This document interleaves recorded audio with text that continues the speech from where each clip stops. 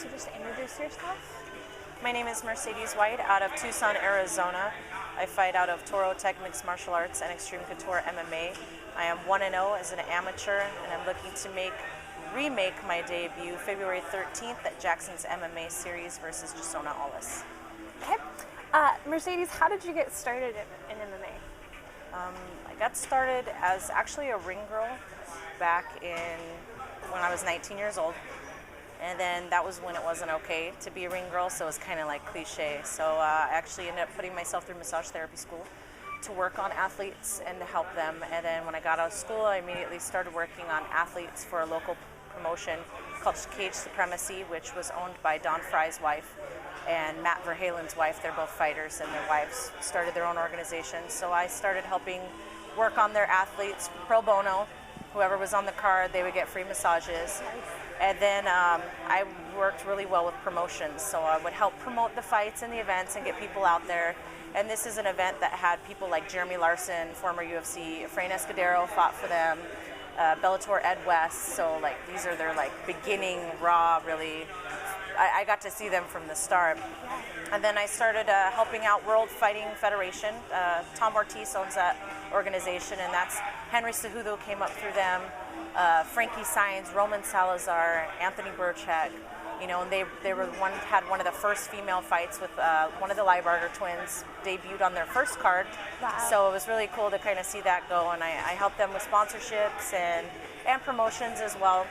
And then at that point, I started training at Apex Mixed Martial Arts with Joey Rivera for a while, and then my friend at the time, Anthony Burchak, came over. I brought him over to get better training from where he was at.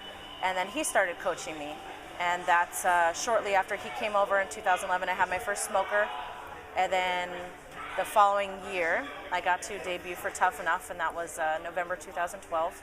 Feisty Brawl versus Danielle Mack, and I won, but I did get pregnant with our son, so I've been out for about 3 years now, and I'm ready to get back. And I do have my own management company. I manage UFC fighter Anthony Burchak, legacy fighter Matt Schnell. I have a good amateur team. We have a 155-pound amateur champion out of Arizona. I've managed a couple of current UFC fighters on the roster right now. So I'm just moving from management right now to kind of refocus on myself. Yeah, cool. What's your favorite strike and/or submission when you're in there? Favorite submission is chokes. I love chokes. Darce, Anaconda. Striking, I like Muay Thai. It's no specific strike in general, but I do have a preference to striking versus ground in general. Okay. Who's your biggest inspiration in fighting or in life? Like, who influences you a lot? Inspiration. I mean, I've had a lot of inspirations just in general. Females are concerned. It did start with Misha. Gina, yeah, but Misha really, because she came down Strike Force during, it was like a Champions edition, and they actually had amateur fighters on the card, so a couple of my teammates at the time from Apex were on the card and got to fight, and then that was when I was like, really like, wow, girls can do this, and this is something that females can really get into, and that's when I really stepped up my training. Cool. You might have mentioned it already, but who are your regular coaches and like sparring partners? Regular coaches, main coach is Anthony Burchak. We have our own program out of Tucson, Arizona called Torotech Mixed Martial Arts, and we are out of Northside Brazilian Jiu-Jitsu with my Jiu-Jitsu gi coach, Sean Huff. But my no-gi coach is Casey Halstead from 10th Planet Las Vegas. He's also a coach for Cara Batara and Ashley Evans Smith. He's putting together a really big female team, and he just opened up the Las Vegas facility here, coming out to visit. Tim Lane here at Extreme Couture has been one of my striking coaches for many years. This trip I got to work wrestling with Brian Caraway, which was really great. It's a different perspective than my husband because he's a wrestler, but it's different to hear from somebody else's perspective. And I got to work with Heather Jo Clark and Misha Tate and Nick Dolly, and so I feel really blessed with this trip of getting to work with such high caliber training partners that can give me a little bit of all of their stuff. And of course Dennis Davis and Eric Nixick and Robert Follis here, so they've been fantastic. Good, cool. Um, and so when you're in a fight, do you prefer to do stand up than I prefer, ground? yeah. I prefer. What does it mean to you to be a fighter? Like when you put that hat on? I think it means more to accomplish a goal that you set in front of yourself, because the fight is the fun part. Once the door closes, that's it. There's nothing more that you can do to prepare. That's the fun time. It's only, 15 minutes, and that's it. But it's the leading up that's the fight. It's the camp. It's the weight cut. It's the mental, aspects of the roller coaster that you go through and try to prepare yourself for. It's the bumps and bruises and injuries. That's the accomplishment at the end, is when you weigh in and you get to go in there and you're done. Everything's said and done, and you get to just go have fun. That's what I love about fighting. Also is an example for my daughters. I have a 16-year-old and a 12-year-old. One does wrestling and one does jiu-jitsu. And I don't want them to ever feel that just because it's a male-dominated area that they can't be successful, that they can't, push past something that's hard and really achieve a goal and a dream for them. I'm 35 years old. It doesn't mean that that's the end of my career just because I just had a baby. And, I want them to see that no matter what, you still can keep pushing, and there's no ceiling. If you make yourself a ceiling, then you're going to be like this your whole life. But you got to blow the ceiling out, and that's for them. Yeah, that's cool. It's a really exciting time for women fighters yes, to be huge. That's women cool are really for them to see. blowing it up right now. Yeah. What do you think separates you from the other fighters in your division? I think the fact that I have such an outstanding support, system. My whole family. Our whole family goes. My son, is in the gym with us all the time. My 7-year-old son, he sits there and does Muay Thai. Our daughter does jiu-jitsu. So we have a fight family. So our whole group as itself is really supportive, and we all move and do this together. So I just think that's imperative. And the fact that I have been managing my husband who's in the UFC, so I have to think of things on a higher level than most amateurs would at this level. I train like a pro. Yeah. I might be an amateur fighter, but I train like a pro. Everything about our life is pro training, and you'll definitely see that difference. But I know my opponent is Holly's main training partner, so hopefully she's training like a pro too, because I just want to have A game every time. Yeah. Okay. Do you have a dream fighter, a dream fight with a specific opponent, or even in a certain venue? Like, what's your kind of dream? I got the privilege to debut at South Point. That was huge. That was a huge venue. So, and for my first fight, even Anthony's like, you're fighting in a bigger venue than I've ever fought in. I did have a dream opponent, which was Marina, and I was supposed to fight her in March post my November fight, but I got pregnant, so I couldn't fight her. That would have been amazing.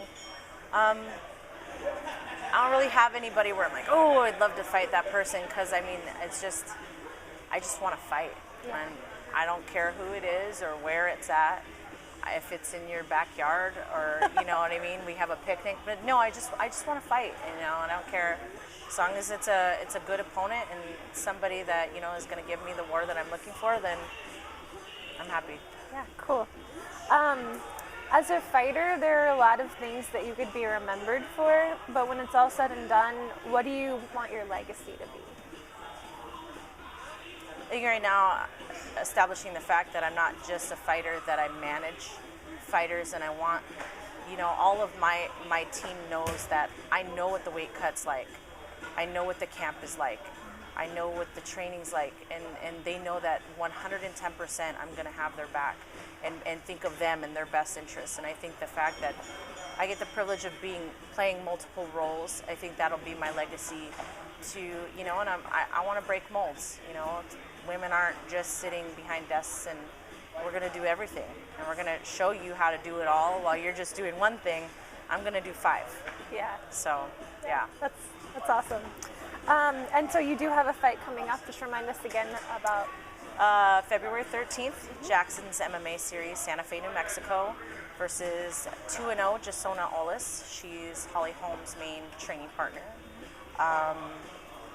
Buffalo Thunder Casino. So, looking forward to that. Yeah, that's awesome. And then you've already said you do a lot outside of, your fighting, but are there any bigger projects, business ventures outside of the ring that are coming up for you, or?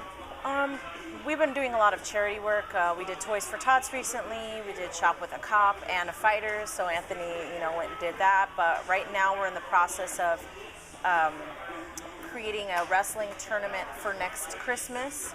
And it'll be Takedown for Toys. So we're putting that together. So it'll be a wrestling tournament. You can come out, and your entrance fee is you got to bring a new and unwrapped toy. And then you can enter, and then we'll have, we're going to have a bunch of vendors. So right now, that'll be about a year to put that together, but we really love doing stuff for the community. Like Anthony today actually will be in Arizona doing a celebrity poker tournament to raise money for kids who can't afford to do sports.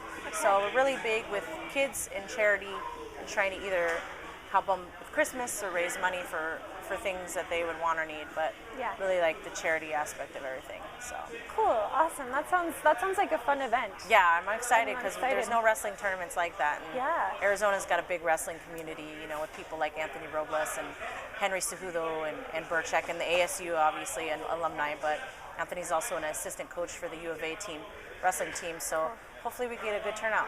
Yeah, that'll be awesome. Good luck with that. Thank you. And then really quick, what are, we'll just do some favorites really quick. So when you're not training, what's your favorite food, cheap food? Mexican food. Mexican food. Chips and salsa. Yeah. Anything Mexican food. I'm hurting right now missing that. Favorite movie? Ultron, maybe. I'm not sure. My son dictates all the movie preferences in the house. So I think right now we're on the 500th view of Ultron, Age of Avengers. Okay. And then favorite book? Four Agreements. Okay. And favorite song?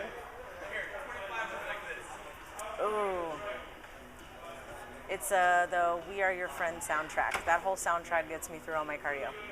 That whole soundtrack. So We Are Your Friend soundtrack. Okay, cool. All right. Awesome. Well, thank you so much, Thank Mercedes. you. It's been a pleasure. Thanks.